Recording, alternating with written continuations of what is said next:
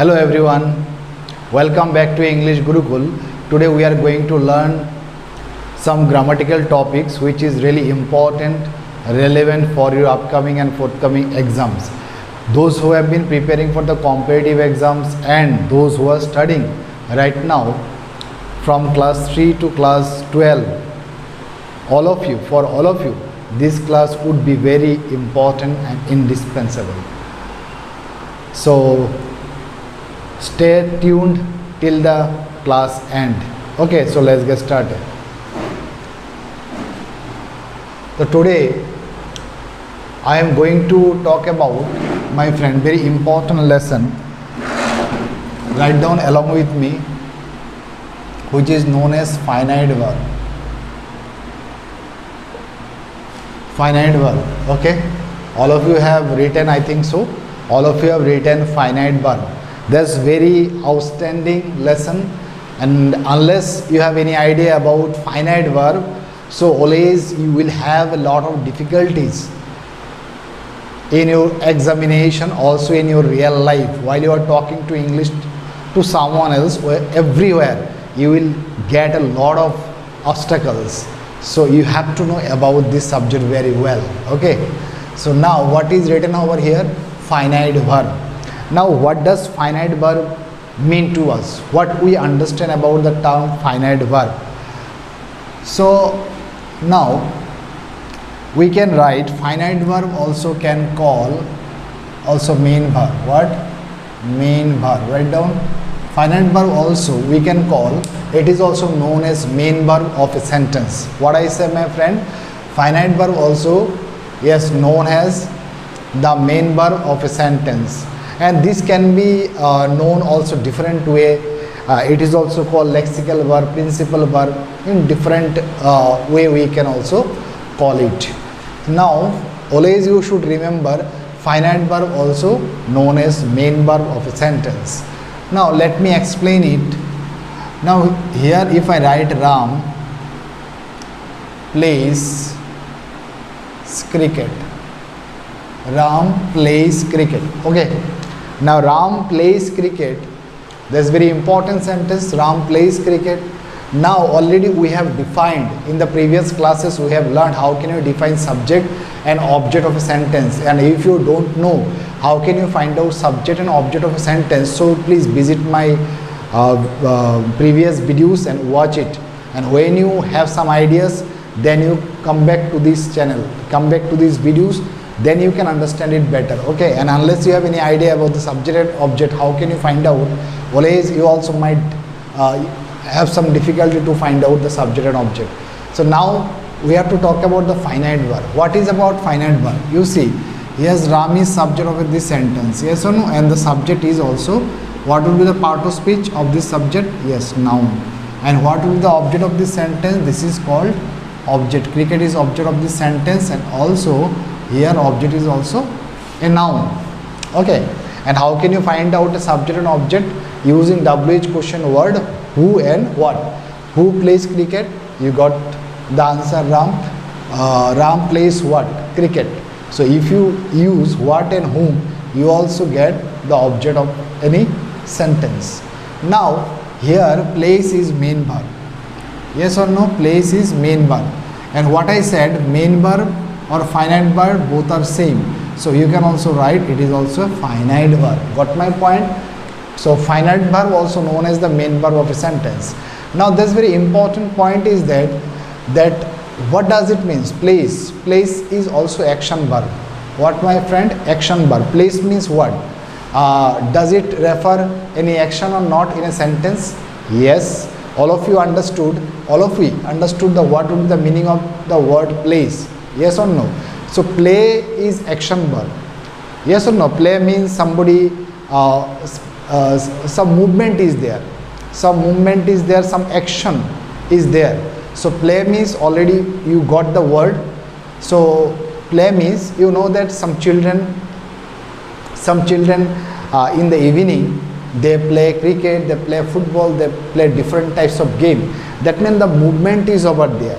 So if the movement is there in a word, this play word, if any movement is there in a word, so that means it can work as or act as an action verb.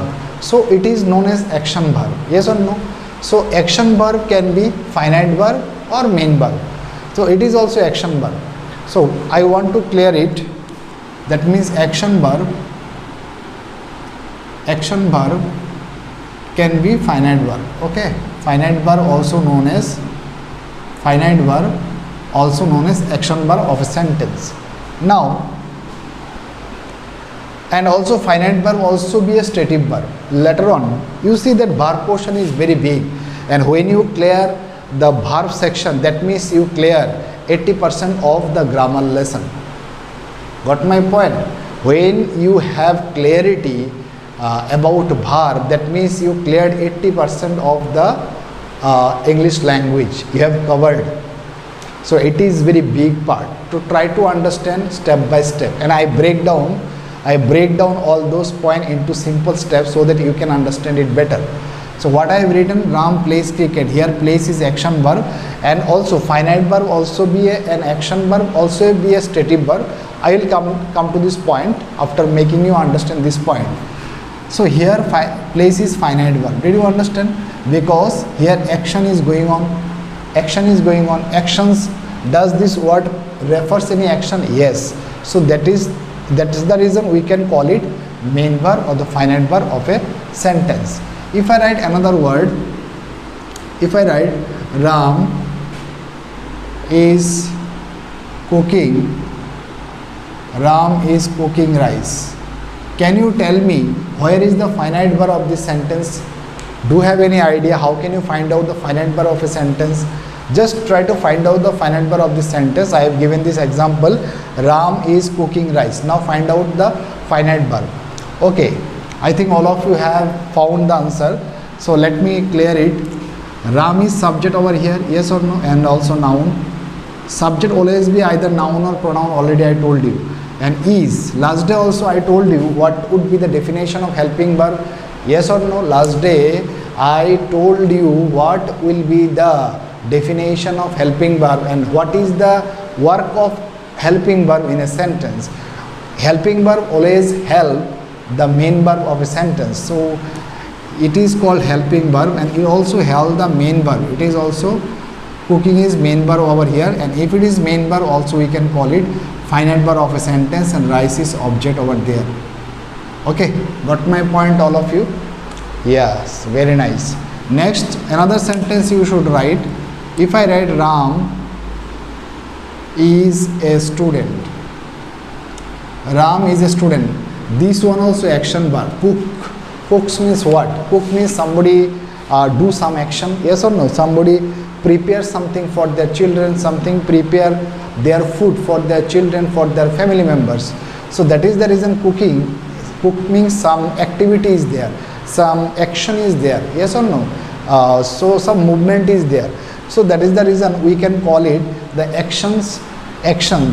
This word is an action verb, cooking. So some movement is there. So because of this reason, that is known as finite verb or the main verb of a sentence, and it is helping verb. It helps the main verb. Why? Because if you remove this is from this place, okay, so does it do you get any meaning of this sentence? Ram cooking rice? No. So that's the reason we need to use the helping verb over here. Okay, so why? So what I have written, Ram is a student. Now can you find out the finite verb of this sentence? Yes, my friend. Finite verb also known as the main verb. So here is will be what? Finite verb or the main verb? Main verb or the finite verb? Okay, can you see Ram plays cricket, here actions goes on. Ram is cooking rice, here action is going on. Yes or no? Yes. But here Ram is a student. Does this word refers any action? Does this word is this verb, it is known as main verb or the finite verb.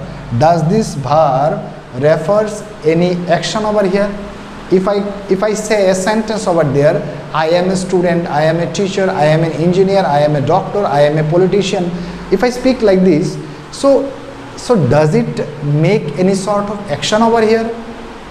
If you simply say that Ram is a student, does it make any action? No, my friend. Here subject does not do any sort of action. That means subject only state who is he. Yes or no?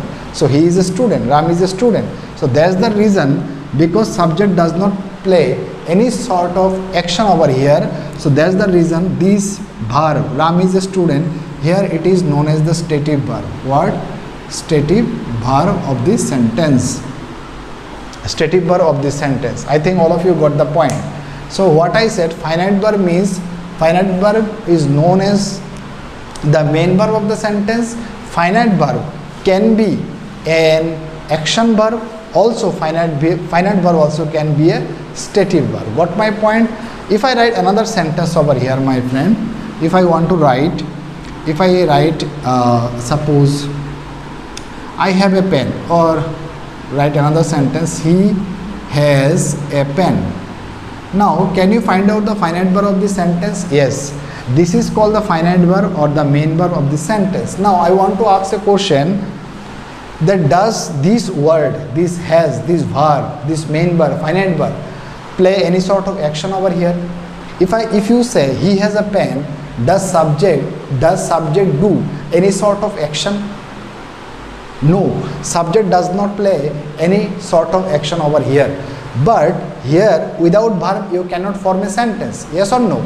Without having verb you cannot form or make a sentence. So verb is required. So we have written the verb, but we have to understand whether the verb is action verb or the stative verb. Here this has does not play any action, and because of this reason we can call it also stative verb.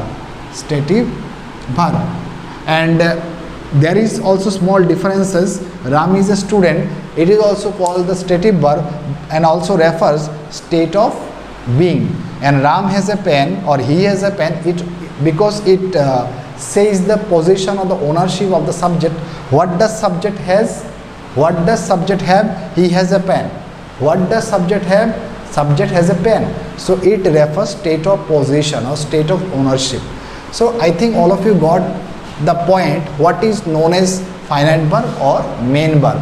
But most of the students, do you know, they are getting confused in this part. They could not differentiate, they could not understand whether main verb or the finite verb are the same things or the different things.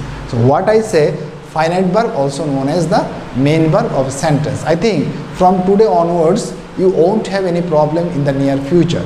So now let me make you understand another thing.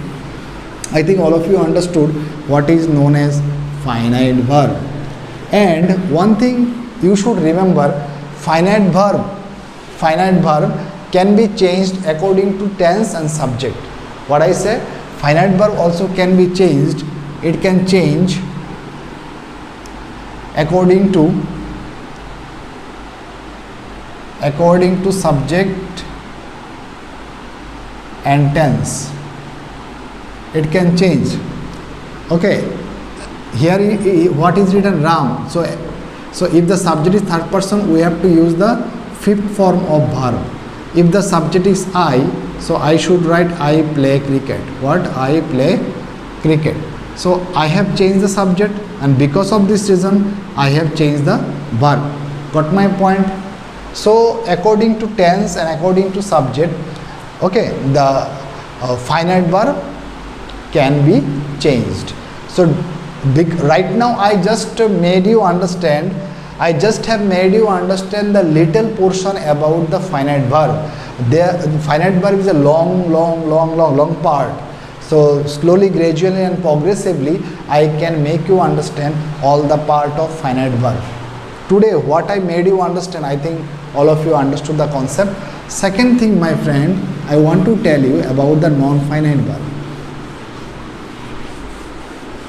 What is non-finite verb? Write down non-finite verb. Non-finite verb. What does it means? What does non-finite verb? Non-finite verb also a part of verb.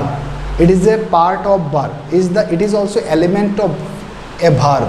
It comes from verb, but it does not act like or work like a verb. It always act like noun, adjective or adverb. Okay, got my point? Non-finite also part of a verb, or you can say it is the element of a verb. It also comes from verb.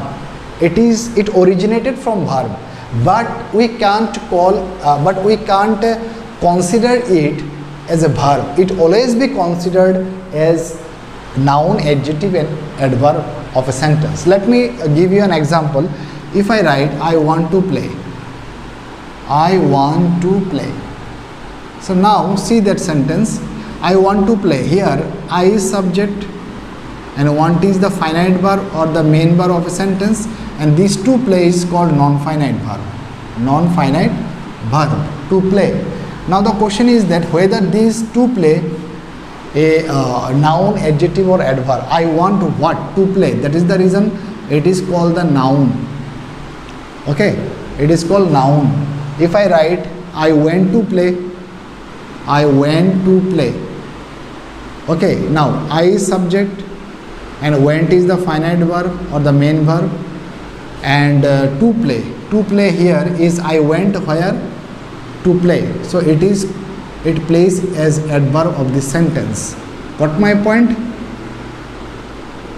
I saw a tiger running.